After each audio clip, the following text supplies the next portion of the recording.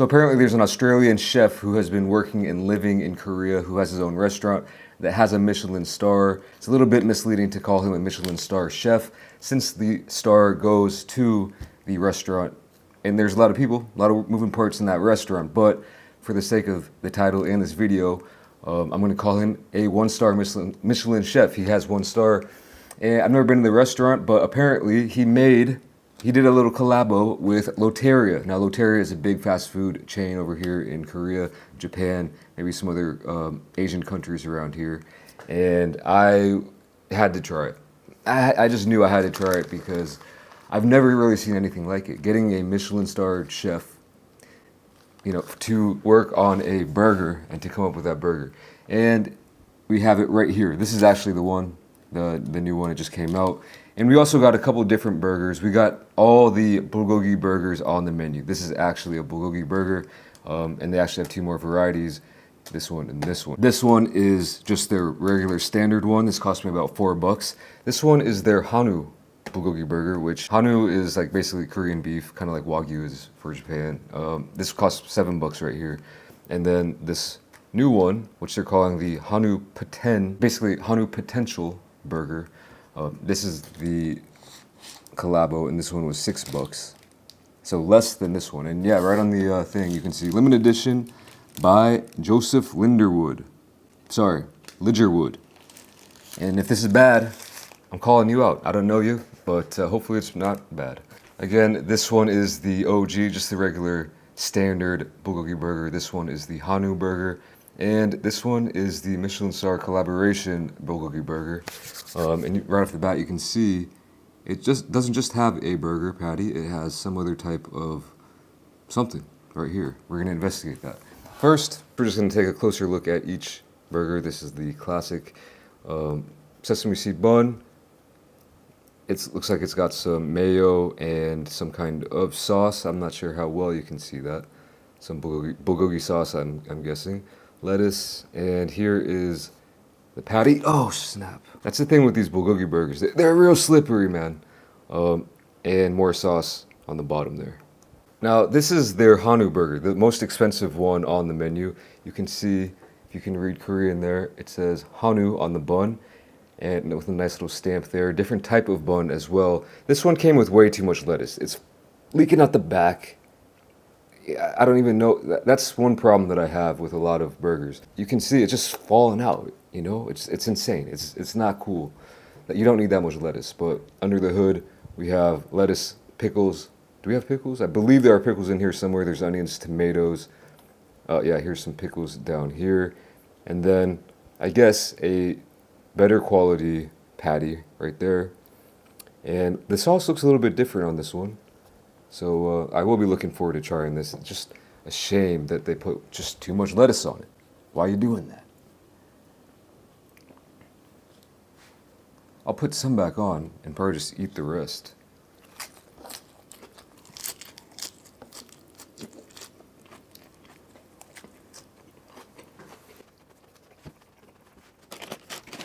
Pretty solid lettuce though, can't lie.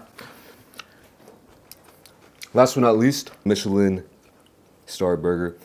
Not too much lettuce. So points to you. Sesame seed bun, looking pretty much the same as the first one, the cheapest one. Under the hood we have some mayo and some onions.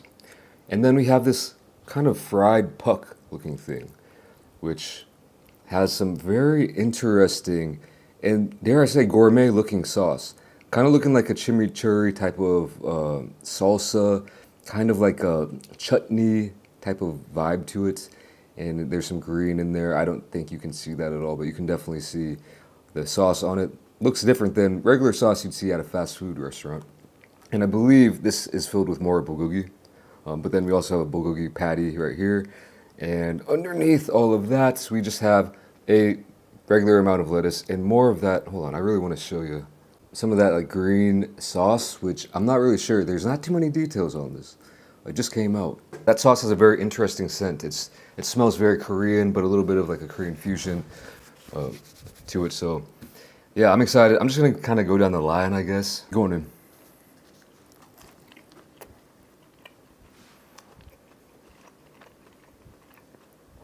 It's pretty good. If you're looking for a bulgogi burger, they're all sweet. They're not, if you're craving just a regular all-American burger, you should not go for this one. You have to set the mindset, the expectations in the right frame there, because if you're expecting something, like I said, all-American, you're not getting it. It's like a teriyaki burger. It's like a, you're getting that sweetness. It is good though. And when you're looking for it and expecting it, they really can hit the spot. I like this one. Maybe better than McDonald's. It's a bigger patty, which I do like.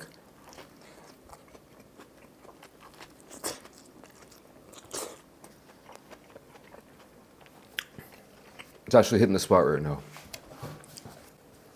And for $4 or so, and this was calculated with through the delivery apps. So if this was at the store, it'd probably be even cheaper than that. Not a bad little thing. If you ever come here, you should definitely try a bulgogi burger from Loteria, at least once. All right, let's get into the Hanu version.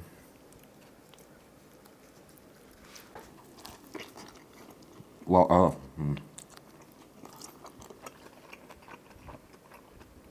drastically different.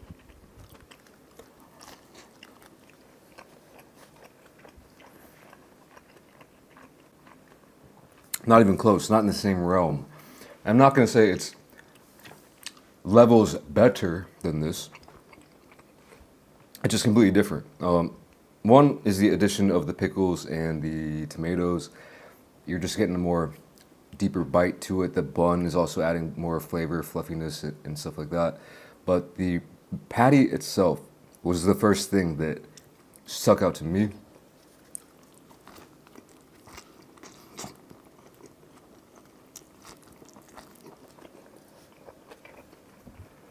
The flavor of that patty.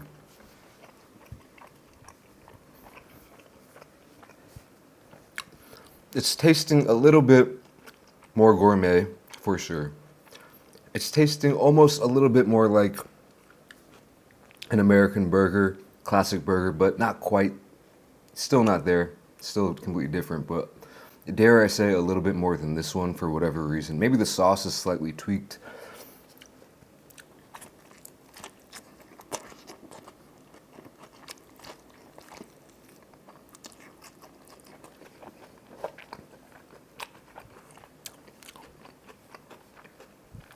That was weird. If you're squeamish, look away, and I can tell you when to look back, because I wouldn't want to see this. But I actually have like a kind of sinewy piece of meat that's tough. And yeah, I'm not chewing through that. I don't think I've ever experienced that in a fast food burger in my life. I don't know what to think about that. Obviously, real meat has toughness. It has, you know, the sinew in there, or whatever you want to call it, fat. So on one hand, it's kind of giving me the idea that, okay, they're using real meat here, but you should filter that out for a burger. You know what I mean? Like, a steak is one thing. A burger, when you can have the control over the grind of it. Yeah, I didn't like that. Did not like that.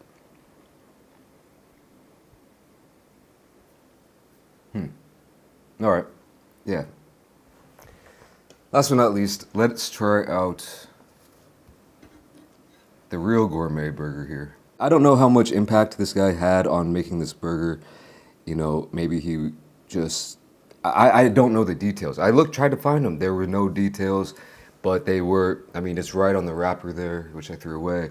But they are promoting it as this big collaboration with this this chef who has a Michelin star at his restaurant. I should go there sometime. If this is good, I'll have to make a trip. It's all the way across the city. Anyway, I'm blabbing. Let's get into it.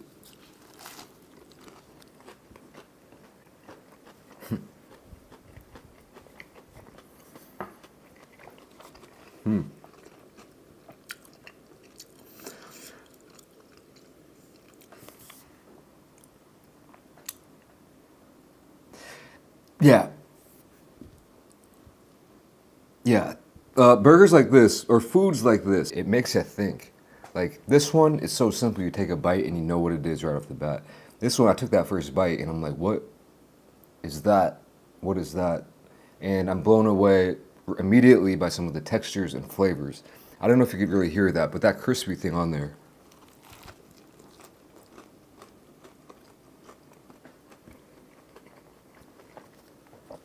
Definitely has some crisp. This almost reminds me in some way of something that you would find at like Shake Shack, their seasonal or their limited time offer or limited time only menu items come around. I think they have a team of people working on these, crafting them, and I think this reminds me of that in some type of way. I prefer the Shake Shack right off the bat, let me just say. This one, though, it has that element. It's like they're really trying to blend some Korean flavors into a burger in a way that's never been seen before, and that is really interesting to me. Let me take one more bite and try to show you the inside of that little fried thing.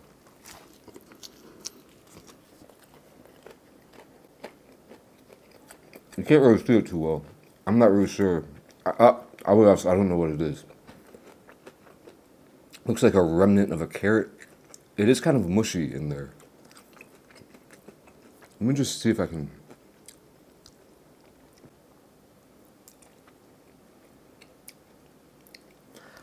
I have no idea what that is. I think it might be. It kind of tastes like bulgogi though. I think what they did is like took some kind of bulgogi mix. It's got a little kick to it too, and then like breaded it up, fried it, and then you have this. So you're getting double bulgogi, but with a fried, crispy thing. So I see what he's going for here in the sauce.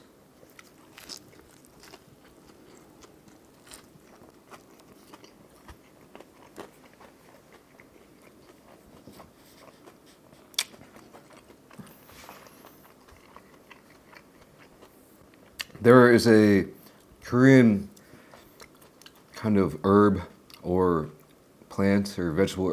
I should probably know what it is, but I'm completely blanking. It's something that you might see at a Korean restaurant when you go there and you get a bunch of sides. And I'm like, what is that? What is this? What is that? I still don't know. But it has some kind of that herbaceousness, some of that green stuff that I associate highly with going to Korean restaurants. And that's really the only place I associate it with. So that is interesting. This right here doesn't taste like any Korean food I've ever had.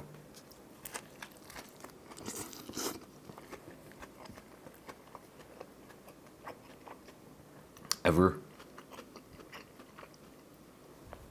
This, and I don't even really want to go back to this one, man. I don't like that.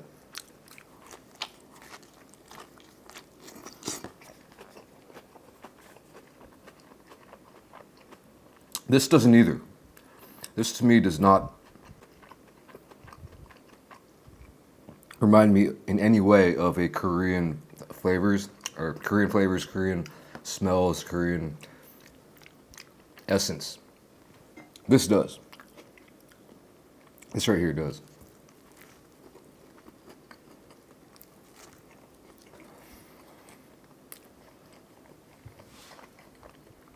And I'm not sure how to feel about that.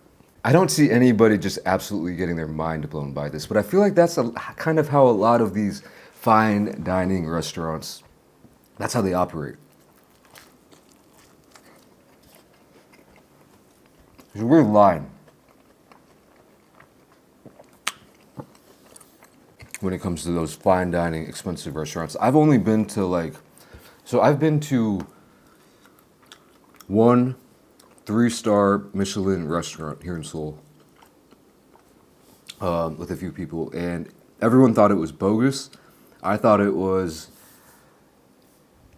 pretty good, but not worth the price.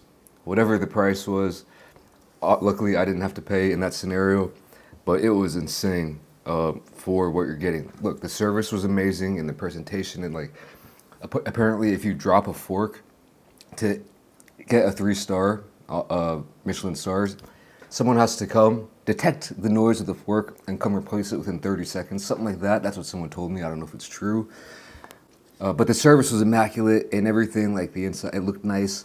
I don't know. I feel like there might be some fishiness with the star system though. But I feel like people might be paying them off because there's no way that that was even close to the best food I've ever had in my life.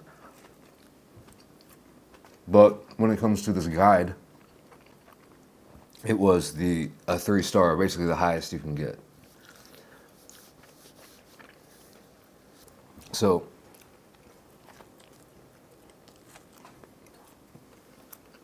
looping back, a lot of the food I was eating there, it's not one where you take a bite like, oh, and start nodding the head, just maybe shaking the head, and then like closing the eyes. That's mighty fine. It's like you eat it and you're just trying to decipher it. You know what I mean? It's like, yeah, it's not bad. It's definitely not bad. Or is it? No, it's kind of good. And you're just going back and forth playing these mind games, especially when you know the price of it. And knowing the reputation the restaurant has.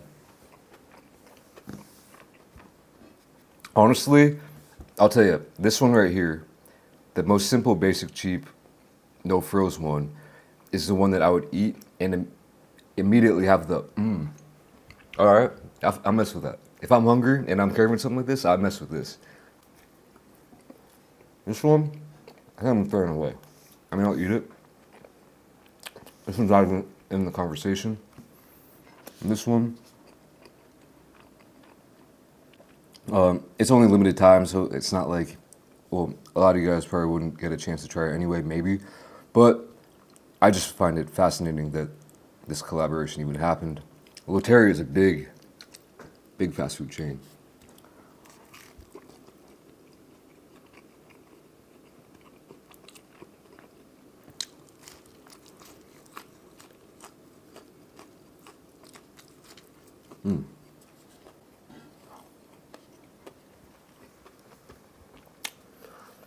Here's what I'd say. I like it. Don't necessarily love it.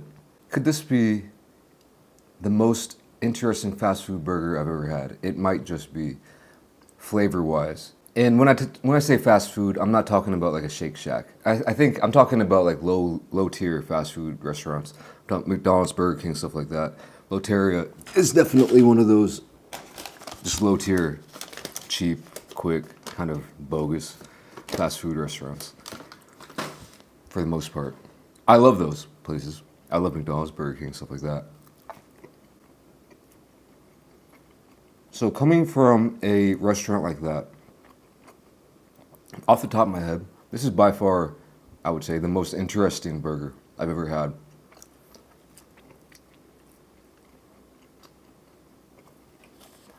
And you would not expect to eat a burger, and have it make you think. You don't want to be thinking while eating fast food.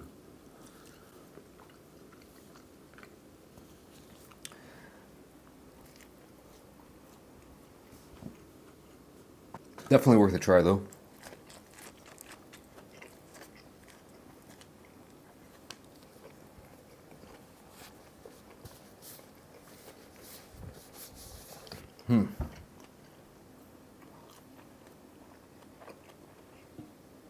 I know no one cares about this, but I do. So I'm super excited about it. So I'm going to tell you, I just got a new table for filming and a tripod. A new light is on the way. I've been using, I don't know if you can see this, and I'm not like really trying here, just left hand just wobbling around. I've been using this table for 7 years now, something like that. And it sucks, and I finally got a decent table. And I'm so happy to set it up. And this will be the last video, hopefully, where you see any of this going on. So the light, it'll probably be here. It'll probably be the exact same look for everyone else, but yeah, I'm excited about it. The light will probably take, I don't know, 10 days to get here. It's a weird Chinese one, so who knows? I might just have to be sending it back. 0 reviews, taking a risk on it, but we'll see. Anyway, that was a little bit behind the scenes that no one cares about. I'm about to skate out of here and work on the new setup. So thank you for watching. I'll catch you in the next video. Peace!